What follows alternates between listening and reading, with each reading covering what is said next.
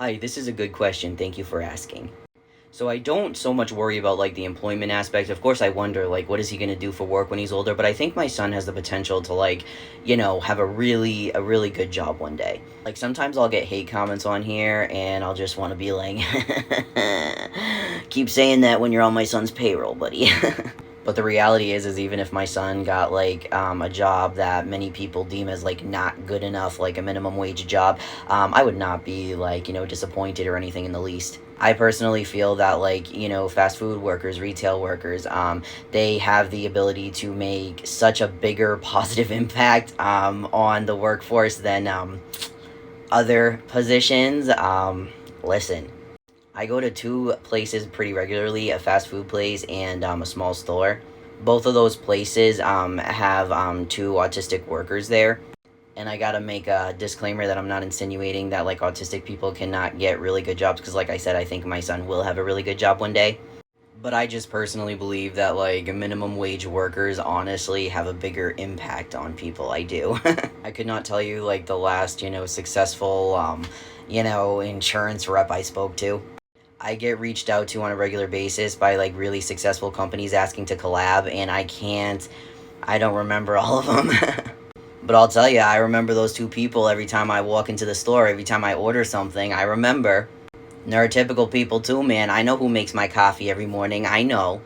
So no matter what, I know he will have like a positive impact on society, and for that, like, I feel secure.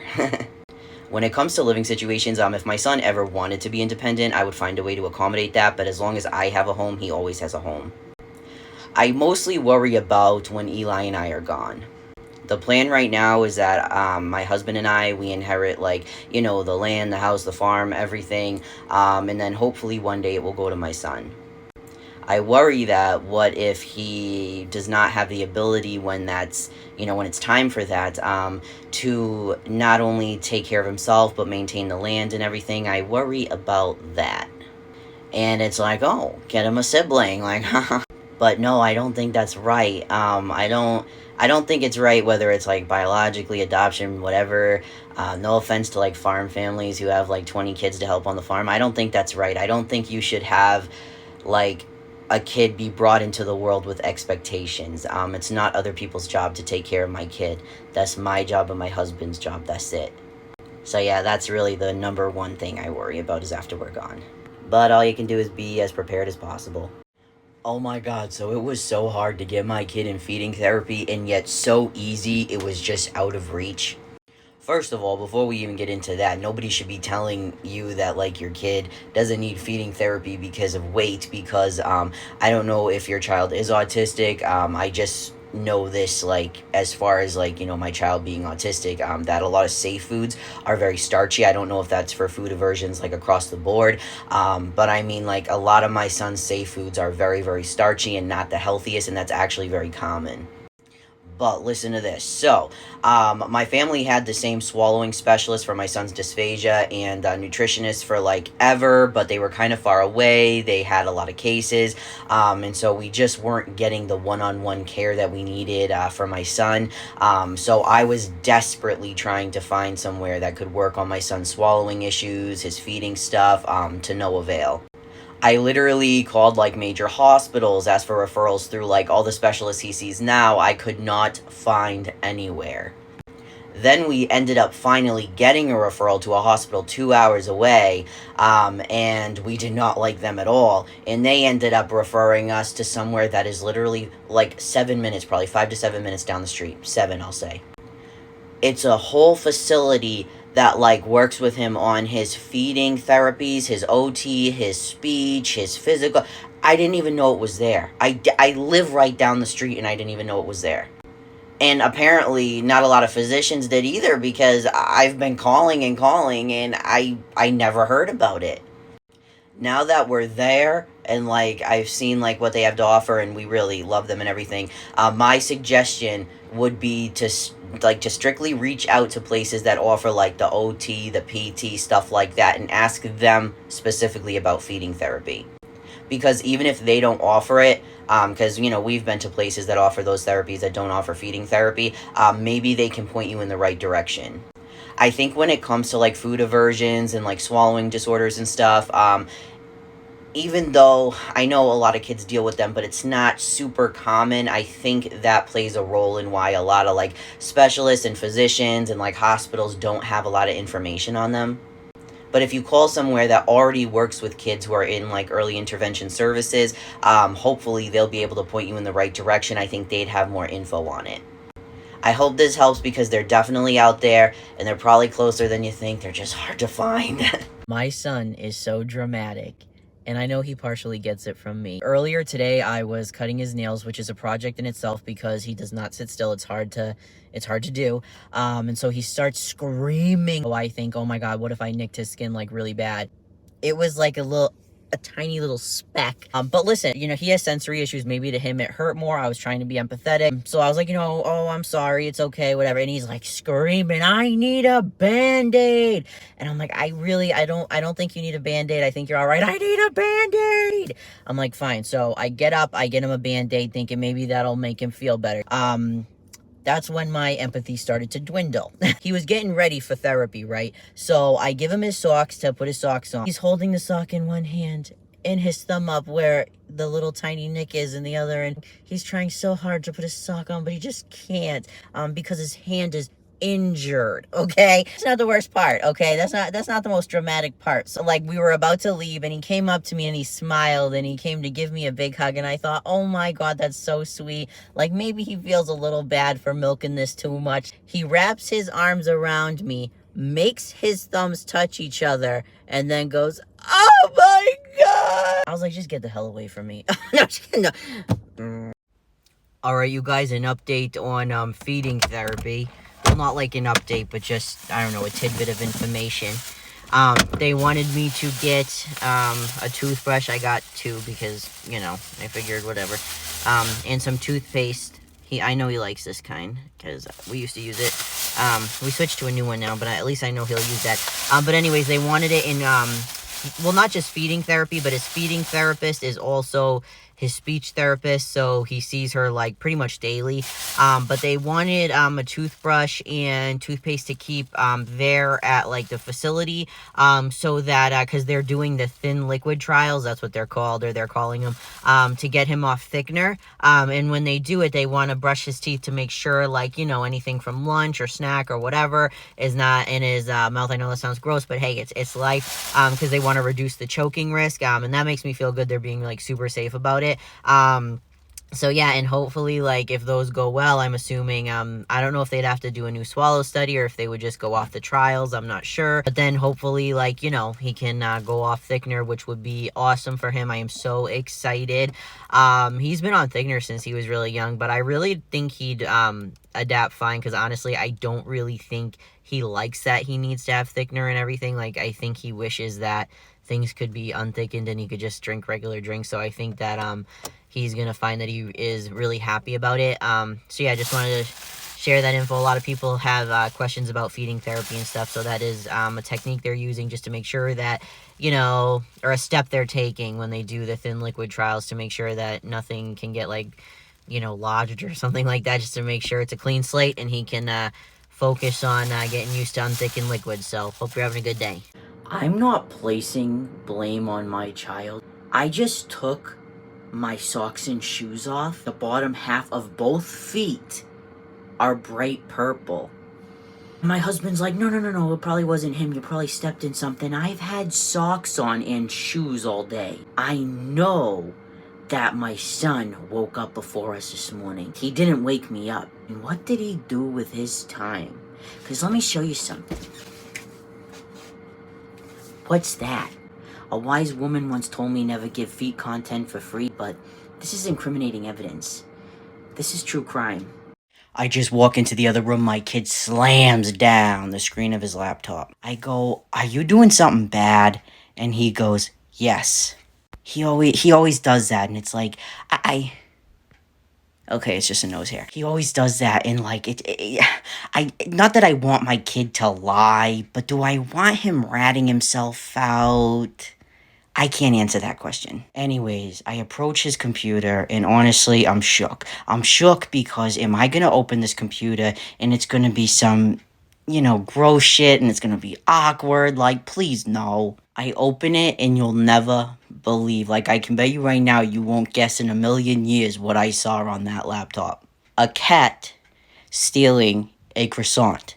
That's what it was. It was a cat running away with a croissant.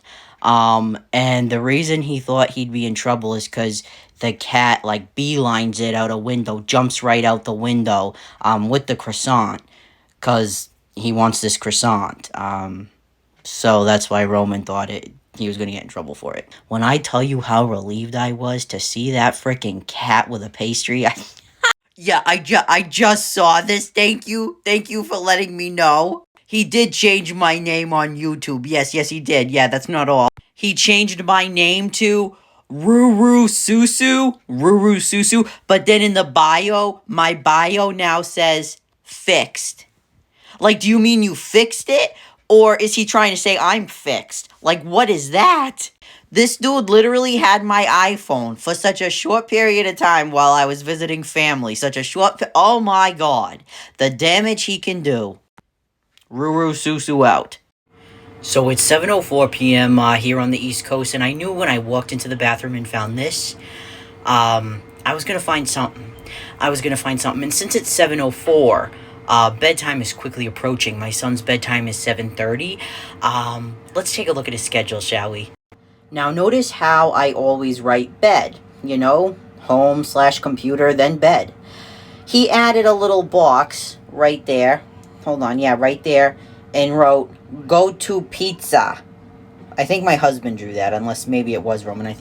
We go over here, and I wasn't quite sure what that said. I thought it said go to Eli house. I thought maybe he meant my in-laws. I said, what does that say? He said, go to all houses.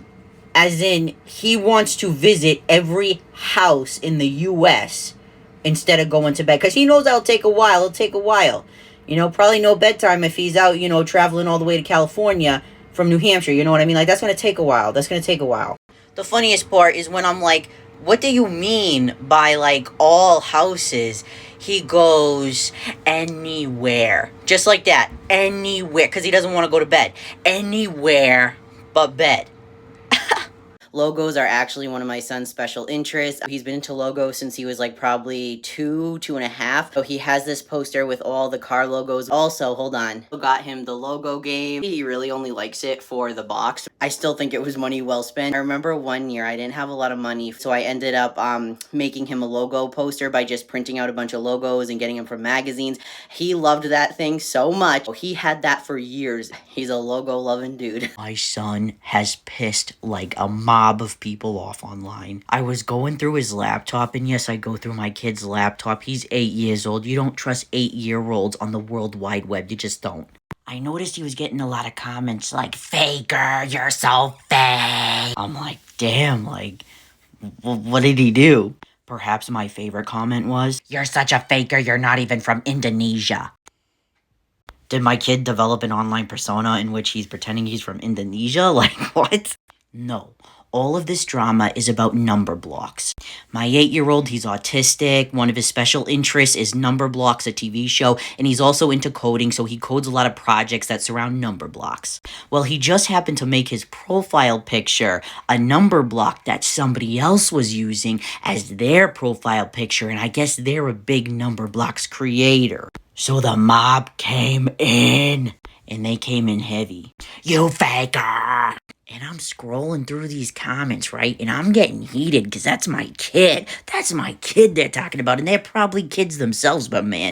But the best part about this whole thing is Roman could care less. Could care less. He could care less. He saw all of them. He doesn't care. Unfazed. Whatever. Doesn't care. Doesn't break his stride. Doesn't make him want to, stray away from his special interest. Doesn't skip a beat. He could care less.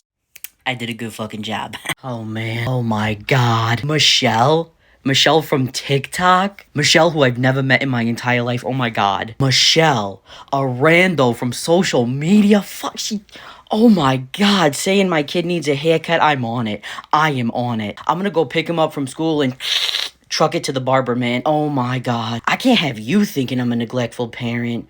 Man, I get kidding me? Are you kidding me? Like when I was giving birth, when I was pushing out my son, yeah, me giving birth, I thought, fuck, 8 years from now, when Michelle tells me my son needs a haircut, that's it. I'm gone. I'm at that barbershop, baby. We're getting it done. What kind of parent would I be if I did not put my kid in a traumatizing situation because he has sensory issues because Michelle from TikTok told me so? I mean, honestly, who cares, if it sends him into a meltdown, if it doesn't allow him to express his individuality? Who cares? Because Michelle, you are my number one priority, Michelle. By the way, I have to put a disclaimer that I'm kidding because you really will think I'm serious, that you are the center of my world, because that is how people like you think. I'm not going to put my son in a traumatizing situation, which for him it is because he has sensory issues, if he does not want to, over something like hair, because someone like you disapproves of his hairstyle. But really, I have a question for you. I got a question for you. What about all the girls in school who have long hair, huh? Cause they have their hair, like, they don't even have bangs. Like, they'll have, like, long, everything, no bangs, or side bangs, you know what I mean? Like, they have hair in their face. Why is it okay for girls to go to school with fucking hair in their face, but when my kid does it, you got something to say? I'll tell you why, cause he's a boy, and you don't like boys having long hair. That's literally all this is. You don't think that my son is unkept. You don't think that I'm neglectful. You don't like boys with long hair. Tough shit, baby. If my kid wants to grow out his hair till it's past his shoulders, whatever his heart desires, he can do it. That's his head. I don't give a shit. It's his head. My job is to keep him cared for, nourished, hygienic, and able to do his studies. And he's able to do that. A little hair having That's not going to stop that. That's not going to stop that, Michelle. If it wasn't bad enough that I was on testosterone for an extended period of time and I still look like an extra on Orange is the New Black, these are my 8-year-old shoes. 8 years old. 8 years old.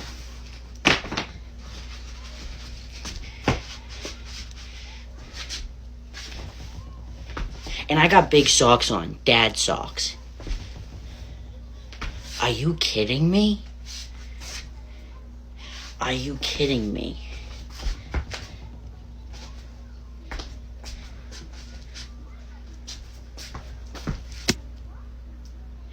From now on, when he calls me hot dog arms, it's personal.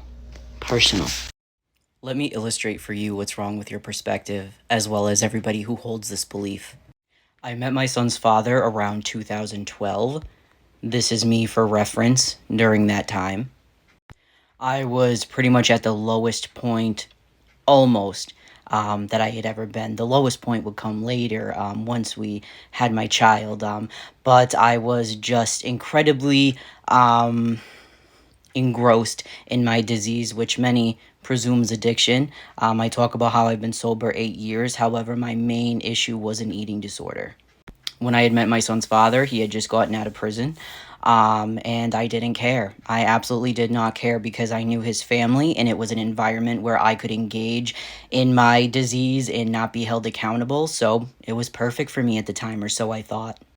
I knew that he was a toxic person. I knew that there was potential for the relationship to be very dangerous. And I pursued it because, once again, I wanted to live in the comfort of my disease. We were horrific to each other. We were both very violent. We were both very toxic. It was a very impulsive, really reckless type of relationship. But then I got pregnant. After one day I destroyed his cell phone with a dumbbell, I decided that I was going to make it a priority to get help for my anger and to really get my issues sorted out because I did not want my son to be exposed to that cycle. We both actually made the initiative to get help. I stuck with it. He didn't. The abuse ended up getting horrific. I have receipts upon receipts of police reports and everything, just depicting the really graphic, awful abuse that I went through with him. It's like the more he knew that I wouldn't fight back, the more awful he was. Probably one of the most dehumanizing parts of this is I remember getting on my knees and praying every night, that I would go back and telling God, I'm sorry I went back again. If he does it again, I'm really going to leave this time. And I remember there was one point that I kept going back so much that I was like, there's no point in praying anymore. I know I'm lying. I'm going to keep going back. I finally left and I tried to keep my son away from him. However, I was facing 11 contempts of court because he would go to the police station every single time I wouldn't let him see his son. My choices were either get locked up or allow him to see his kid. If I got locked up, he'd get defaulted custody. A few years later, he ended up relapsing on heroin. I found documents stating that he was committing robberies and using in front of our child. I took him to court, and he ended up teaming up with a local church to fight on how my husband and I, because we're transgender and we're gay, we are influencing my child, being bad influences, negative influences, and that we shouldn't be around him because it's like a perversion. He was doing heroin in front of my son, and we were labeled as problematic. I stayed sober 8 years. I graduated recovery, graduated college, maintained employment, but we were the issue.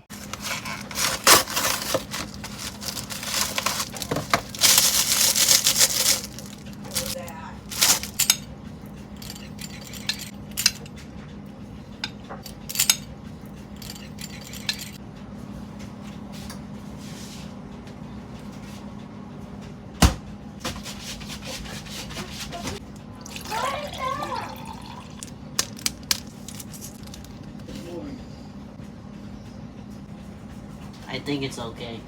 Hi, thank you. So I always joke that okay, that okay means everything. Okay, I always joke that okay means everything, but generally speaking, it really means yes. If my son doesn't want something, he will say no, or, all done, or, if he wants to express that he doesn't like something, he definitely can express it.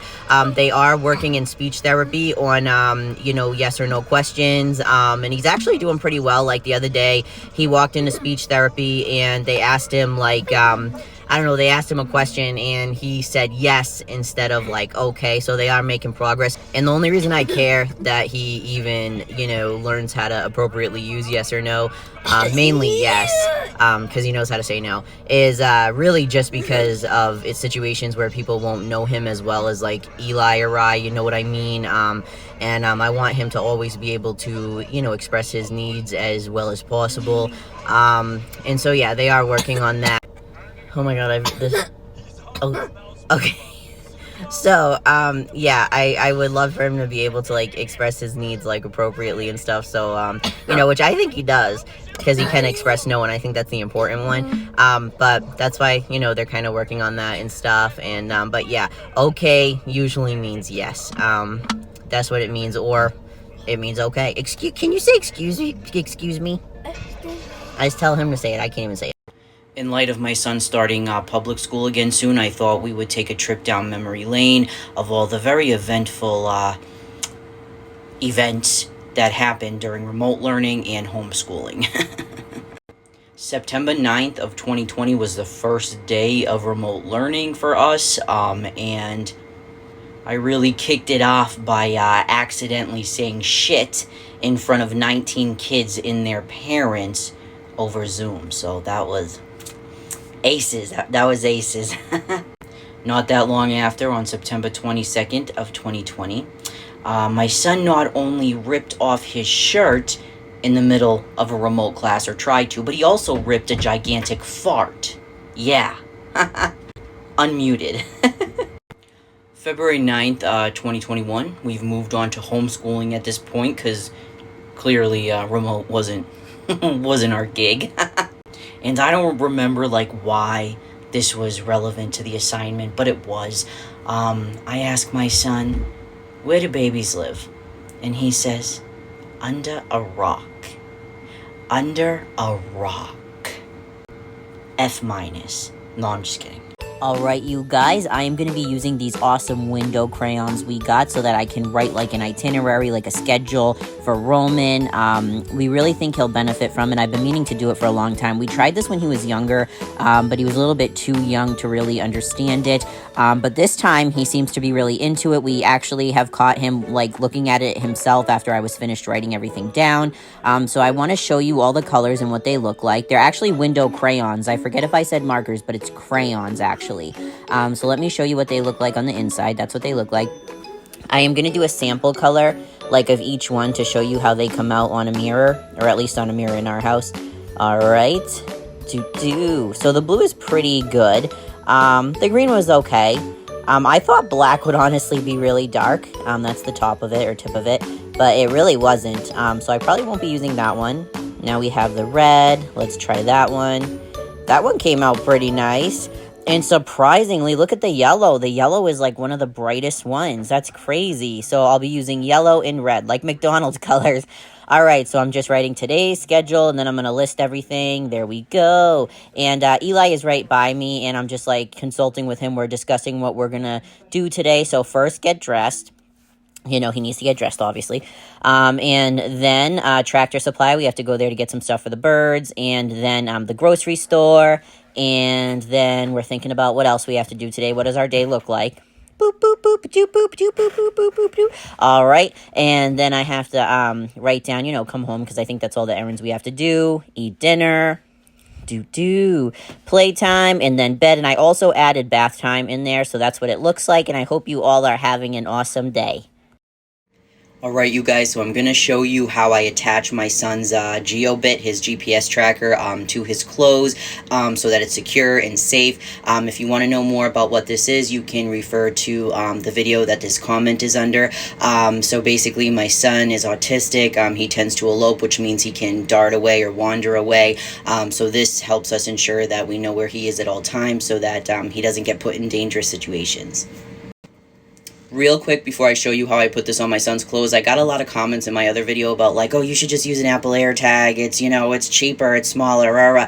I would never use an Apple AirTag. To each their own, but there has actually been, like, a spokesperson for Apple that has spoken out saying, you know, our product is not for, like, animals or children or people, you know what I mean? I should have just said people, but they've actually, like, you know, spoken out about that their product is not used for that.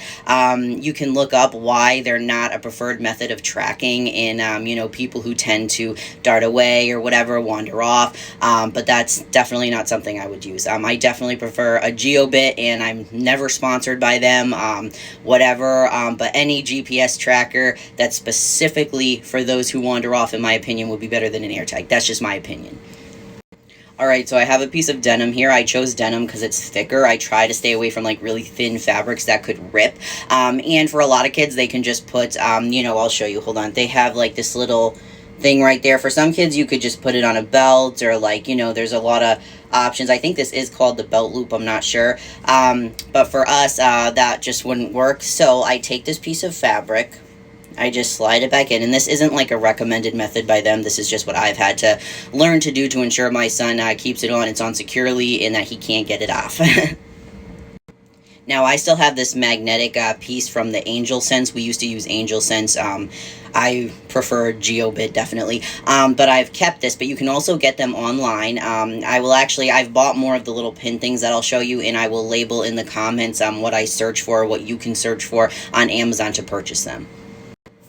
So this is one of the little pin things, and this is, I keep this on the keys.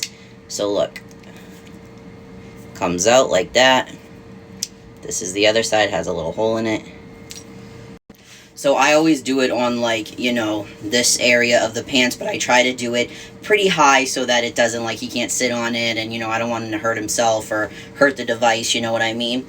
So let me see, I need to do it in a way that you can see it. You know, I'm going to take this off. Sometimes I take it off first, and I'll just start, like, about right there is good. Put the flap back on the inside. This piece on. I slid the tracker on, and this is how it looks. Why should I cut my son's hair? For who? You? The hair's on his head. The hair's on his head, and he loves his long hair, and he's autistic, and sensory overload causes him to not like haircuts. So why should I determine if my son should have shorter hair on his head dependent on what you think of him? What? My son's hair is always cared for, clean. He likes it shaggy. Who cares? I'd rather you think that I'm a neglectful parent than for my child to feel like I'm forcing him to do something that is, like, quite literally painful for him. Or just forcing him, even if he didn't have autism, forcing him to chop all his hair off. For what? To impress you? Let me tell you a story about somebody who always bugged me about cutting my kid's hair. My son's father. My son's father was the type of person, like, everything had to be, like, top-notch. Like, Roman had to have a fade, even though he was fired from three different barbers for meltdowns in the chair. He had to have, nice fades and everything, Nikes, Nike hoodies, everything. He had to look fresh. And this, like, dire need to impress others didn't just stop at, like, needing his son to appear like he was fly and everything, you know what I mean? My son, when he was young, he had to wear an orthopedic helmet 23 hours a day. 23 hours a day.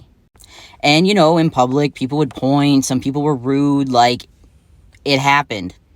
Because of that, because my son's father could not stand people thinking negatively of him, he used to actually remove the helmet against medical advice and not allow any of his friends or family to see our son in said helmet. All because he cared what people thought. I know there's a lot of other people like that out there. I get comments about it all the time. Your kid looks homeless. His hair is so shaggy. Just cut it. Oh my God. Because you guys cater your parenting skills, or if you don't have kids, just your daily choices in life, to literally center around what others think of you. As a parent, you will never, ever catch me doing some corny ass shit like that. We've actually been discussing getting my son's haircut on his terms, because school's coming up, summer is coming, he's going to be in summer school. I want him to be as comfortable as possible. But just rest assured that if you see my child with shorter hair in videos in the future, it's because he wanted to, not me, and certainly not you. And I will leave this on the fact that your dog is ugly and it will never be as cute as my dog. And yes, I mean my actual dog. Will never be on my dog's level. Ugly, your dog's ugly. Bye. Yes, this is the GPS tracker we use. It's called a GeoBit. So yeah, you can just clip it on clothing, but with my son, I don't trust him with that. So I actually take like a strip of Velcro, and those little like security like tag things that they have on clothes. Not the big ones with the ink, but the little. I'll show you in another video how I put it on. But I use that because if I put this on his pants or something, he would just take it right off. But yes, this is the GeoBit. So basically what it does is through Bluetooth, or I think even like the 5G and Wi-Fi and stuff, I'm not sure, but it connects to your phone. There's an app, and it tells you where your kid is, like, at all times. Last time I did a video on this, some people were like, oh my God, like, that's a privacy issue and traumatizing. Let's prioritize here, okay? My son has a tendency to elope, which means he darts away. One time he got away from both of us outside. It was so quick, he ended up on the highway. Yeah, so it's a safety issue. He needs a GPS tracker so I can know where he is. They even have, I believe, a running mode, so that if a kid's a runner, or not even a kid, but anyone, if they're a runner, you can track them in fast time. You also can create like a virtual fence. I think this one has that, yes. Where, like, say you're outside and you don't want them to go past like your driveway. If they go past it or get near it, it'll go off and alert you. So it is very useful. It's very cheap compared to Angel Sense. This, I believe, I paid $12.99. Angel Sense was $40. Another reason I like GeoBit is because, for one, it's a lot smaller. For two, it doesn't have a recording aspect, which some people like that the Angel Sense can call back and forth. I didn't really find that useful because my son, isn't fully verbal, so that wouldn't really come in handy. But also, a lot of, I don't know if you call them, like a lot of laws make it so that in public school you cannot have recording devices on children, which I understand. In the Angel Sense, since it has that two-way recorded feature, that is a recording device. So this one he can wear at school with no problems. I already addressed it with them. So yeah, it allows me to keep track of him. Not that we've honestly ever had an instance where he wasn't in my sight since that incident. That was really scary. But if he ever were to get away, God, I hope it never happens, knock on wood. But if it did, at least we'd be able to know where he is, know if he's safe, and it would definitely come in handy. I love how small it is. By the way, Angel Sense, so I had them for a while. I bought their product outright. And they wanted me to send it back when I terminated service. They wanted me to send back something I bought outright. We love GeoBit in this house. That's who we choose. Hi, sure. We actually decided to homeschool at the beginning of the pandemic. Well, we started with like remote learning, but that really wasn't for us. And the reason we did is because my son is high risk. He has dysphagia, which makes him prone to pneumonia. So it just really wasn't safe for him to go.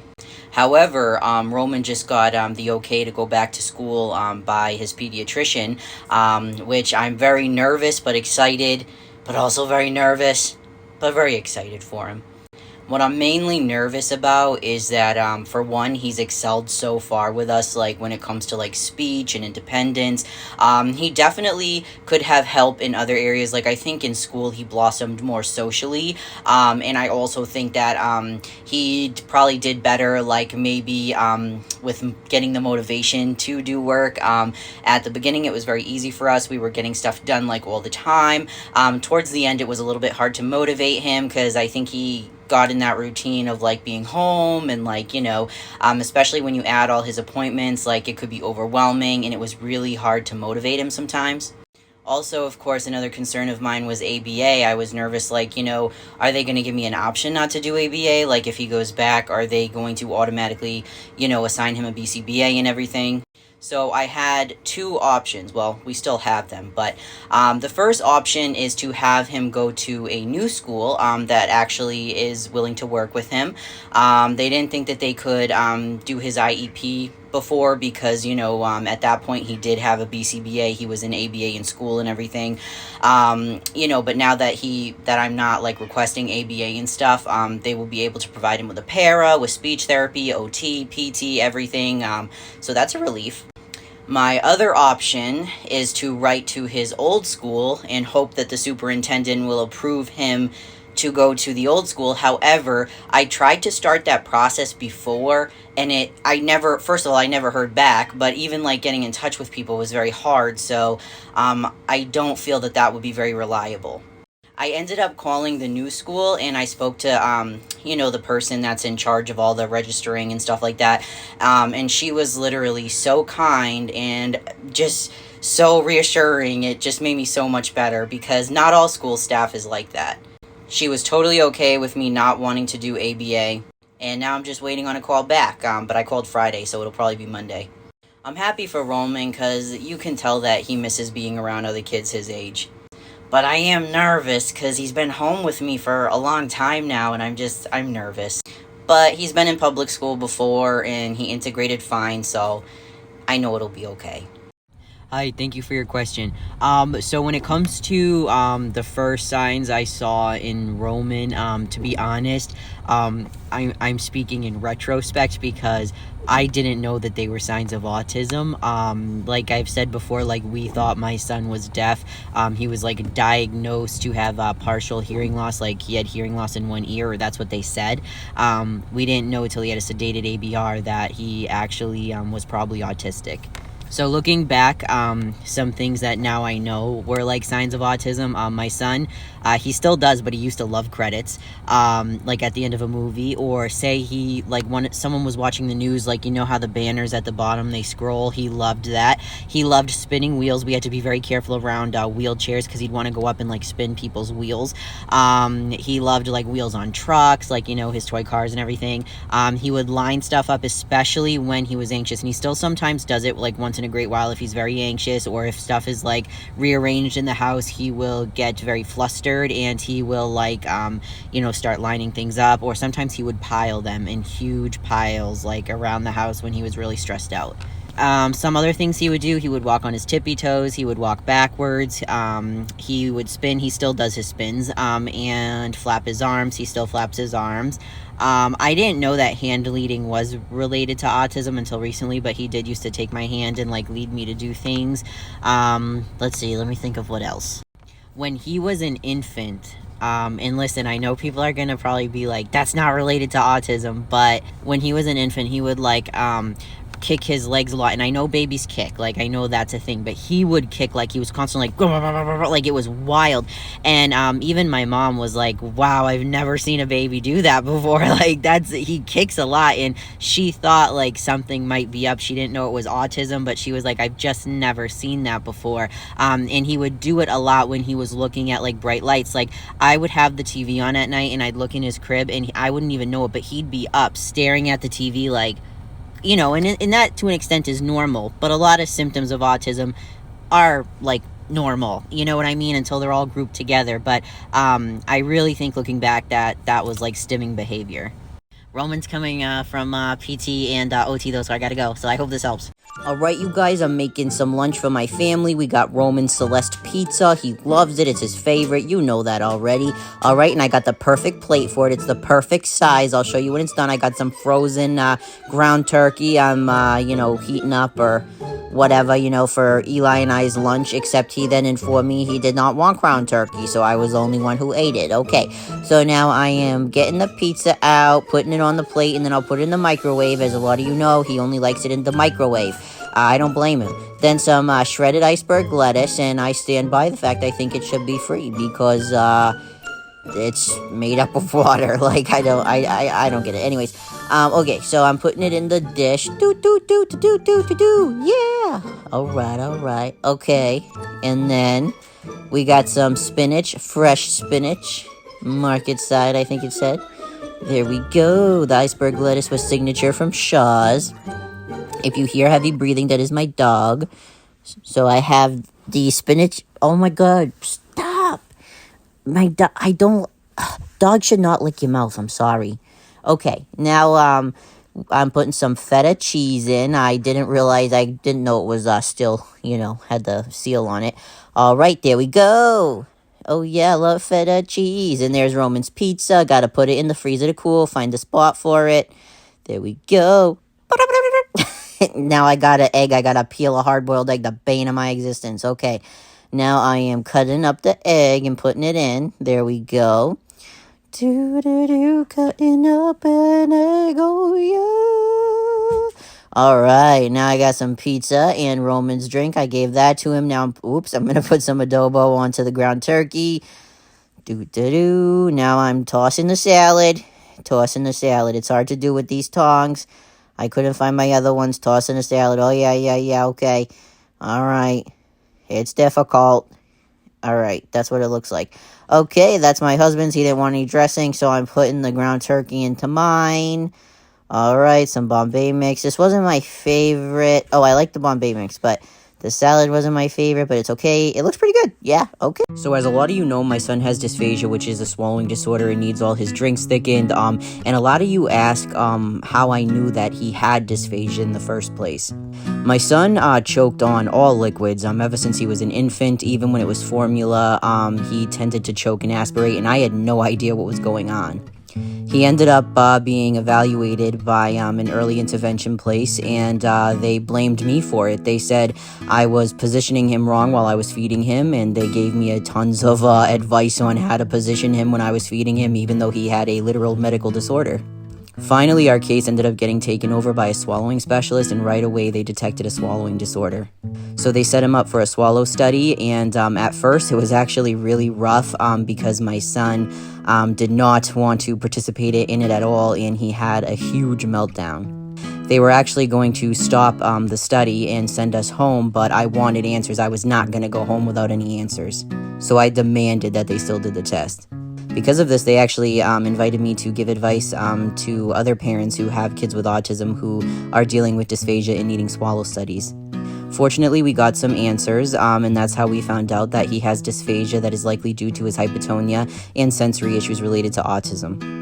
And that's how we found out that he needs, thickener in his drinks. They developed a safe eating plan that is updated regularly, and now here we are. So I hope that answers your question on how I knew. So yeah, hope you have a good day. Alright, you guys, welcome to cleaning my son's room. Let's see what we find this time. My mom's makeup mirror. I'm just cleaning. Is that okay? Okay. Are you sure? Okay. I gotta sweep. Don't feel the This actually isn't recent, but this was a Spyro he stole from Eli a long time ago. And still sleeping with the loofah. No, I think you're trying to be sweet, but absolutely not. My son roasting me is not painful for me or any type of journey I'm on at all. Actually, I didn't go live on my accounts for a very long time. I just recently started, and the reason being is because my family is literally a family that just talks shit. And if people heard how we talk shit, I was nervous they'd take it literally and think we're actually meaning it when we're just like, lovingly roasting each other. Every time I like tell one of my family members to shut the fuck up, I'm like, oh my god, thank god that wasn't on camera, because people would think I'm being serious and like really mean, and like that's just how we talk to each other. My family is Irish. My husband's Polish, but he's the same way. I don't know how they act, but my family's Irish, and we talk shit. My kid posting a picture of me on YouTube and writing ugly ain't even the worst thing he's done. Like I've told this story a million times, but one time I was sitting there eating breakfast. And this is when he didn't talk at all, really. Okay, he shows me his phone, and it has a picture of fat bastard, and it says, "I can't stop eating," and he handed it to me to send me a message, just sending me a message. And like, no, I don't take offense to stuff like that. Like, I think it's hilarious. I, for one, am very thrilled that my son has a great sense of humor, and that it's one that I can relate to, my whole family can relate to, and we can all have fun with it. And like, it's not something I really take to heart. But yeah, that's actually a reason why, like, I was very careful throughout, like, my TikTok journey. Like, I started only recording in the car because my family's so loud. Like, what if I'm sitting there and they start, like, yelling insults to each other, and you guys would think, like, a brawl is breaking out, and this is just an average Sunday, you know what I mean? Yeah, so that's why I've always been kind of careful, but that's just how my family is. He fits right in, and I'm proud of him that he has a sense of humor he has, and I think it's really funny, to be honest. You'll be really surprised to know that my son was autistic before I transitioned. In fact, what's even more wild is there are hetero couples out there who fit your traditional mold who still have autistic children. What? Being nonverbal is not dealing with an emotional shutdown. That has nothing to do with it. You're implying that every autistic person who is nonverbal or partially verbal is like immensely like traumatized deep down, and that is why they're not speaking. Not the case. Not the case. I'm pretty sure I know who this person is, though. My family has been being harassed by somebody who was absolutely livid because they asked me a very invasive question, and my followers were like, hey, that's not cool to ask a trans person, and then they reacted by calling my followers like a bunch of ableist terms like slow and stuff like that, so I blocked them. Ever since then, they are like following me on different accounts and leaving comments like this. I'm sure this is them as well because it just showed up, and this is the same very graphic, nasty attitude that is seen in all the comments I've been getting. But I've been screenshotting it and taking note. If this is you that's leaving this comment, I just want to know that I did a lot of research on you. When it gets to this point, I know that there's probably an underlying reason why somebody is acting this way, and it's beyond trolling. So I found out more about you, if this is you, and I'm pretty sure it is. I saw that you have a pretty heavy drug problem. You were arrested. Your bail was insane for possession. But then I also found out that you were in a pretty bad car accident. I don't think it was drug related. I don't know. I know that whoever was driving the car with you would not slow down for a semi. And you got hurt extremely bad, to the point where I believe you're partially paralyzed. I also found out that you are from Texas and very, very Christian. And I just need to say this. Although your church teaches you to hate people like me, we are not the ones who did that to you. We're not the ones who did it. We're an easy scapegoat. You blame us because they give you reason to blame us for your anger and resentment. I didn't cause you the pain you're dealing with. Neither did anybody else who's LGBT. And I hope you find peace because you really need it. Oh, this is true, but I got a story for you. So growing up, I had a lot of behavioral issues, I know. Surprise. Surprise. I was in and out of trouble all the time, and I actually got shipped to a behavioral school, at the cost of the district because they just could not accommodate me. But to prove that they couldn't accommodate me, whew, that was a rough one. So since I did have a lot of behavioral issues and overall just I wasn't always a great person growing up, I would argue that I was growing up and that's why. But I definitely made a lot of really bad choices. I was not always a great person, and I totally recognize that a lot of that I brought on myself. At that point, the school wasn't accommodating me at all anyways. They did not do very well at accommodating anyone who had any additional needs at all. But then I came out as gay. Most of my high school years, I presented as a lesbian, and when I came out, it was horrific. Horrific. Not only was I getting death threats, but my parents were getting death threats about me. It was horrible. I literally couldn't even go to the store with like my family without like something happening, without someone like yelling outside of their truck or something. It was horrible. One day I had just had it and I made a list of every single person I hated and I titled it The Hit List. I had no intentions of doing anything, but of course everybody else didn't know that, you know what I mean? So it was taken very seriously and it should have been. As a parent now, I mean, if I ever went through a situation like that with my child, I absolutely would want it to be taken seriously, so I get it now. But in my head, these were just people that were like consistently bullying me, and I just didn't know how to handle it. I mean, I was still really young. So they took me out of school for, I think it was like 3 months. I had no schooling at all, completely isolated. I was at home. Literally, that's how I spent like 3 months. Because the school, they didn't want me in school. They didn't want me like in the actual school, but they didn't want to cough up money for me to be sent to a behavioral school, even though we had years of documentation that like not only were they not accommodating like what additional needs I did need back then, but they also were letting bullying like go on completely right under their noses. They just didn't give a shit. They didn't want students to like backlash at them, so they just let it happen. My mom had to hire a very expensive advocate to fight for me to get funded for the transportation to go to a behavioral school. And when I say we fought, I mean it was a hard fight, like meeting after meeting, like just tons and tons of money. So this is true, but it's only true if you have the money to make it happen. At least where I live anyways, I don't know about everywhere else. But I'm happy with homeschooling anyway, so Hi, thank you for your question. So actually, in the state I live in, you don't have to follow like a specific program, which I was so relieved because honestly, I hated remote learning, and I really don't think we would have done homeschooling if we had to like follow a specific program, depending on how rigorous it was. In my state, you only have to follow like a specific curriculum. Like it has to have certain subjects in it. And so what we do is we just get like they have like a full curriculum book available at Barnes and Noble, and so we follow that, and then we just add science to it by getting additional materials and stuff. We choose to also teach history. You actually do not have to at Roman's age. We just choose to. I think it's important. But yeah, and then also he, because with his IEP, he also had PT, OT, and speech. So he does. He now has PT twice a week outside the home. Then he also has speech twice a week. Feeding specialty is once a week, which is kind of like incorporating like speech, OT, and stuff with his feeding stuff. And then did I say PT? I don't know. He has PT, OT, and speech, outside the home. There's so much to keep track of, but we do it. We're doing a good job. Knock on wood. I've always heard you gotta knock on your head if there's no wood available.